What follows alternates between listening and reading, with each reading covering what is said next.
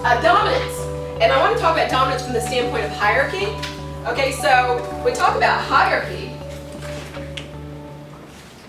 Hierarchy is interesting because a lot of times this is the thing that most people just don't know anything about, and it's not something people talk about, but you kind of learn somewhere along the way. And hierarchy is about what you see first, what you see second, what you see third, right? And as a person who's doing a portfolio, you have to guide that person. You have to guide the employer. What do you want them to see first? You want them to see the words? Are they bigger? Because if they're small and they're not in color and everything else is screaming color, nobody's going to notice that first.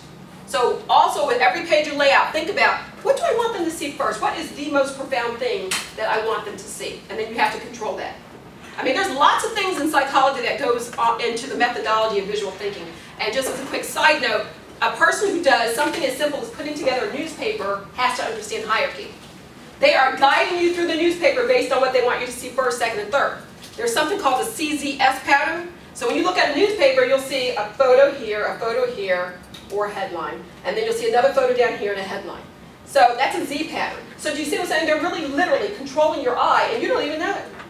But it's from a psychological standpoint, that's what's happening. You have to do the same thing with your books. Okay?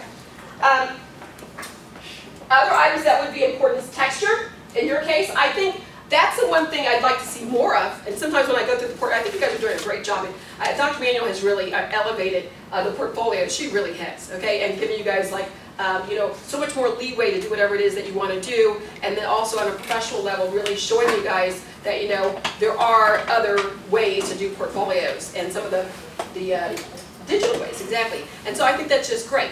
So one of the things, though, that you guys need to show that's hard to convey in a digital format is texture. But texture is the most important thing to you guys, I would think, yes? In many cases. So you got to figure out how to convey that. So how do you do that? There's things you can do. Don't feel like you can't break the mode, being like, you obviously can't have a piece of fabric that's sitting up on one page and the page is up like that, because that's not going to be good, right? Okay, because that breaks your flow. But you could actually do a fabric that's flat, or take a picture of it of some sort and put that in there and make sure it's flat.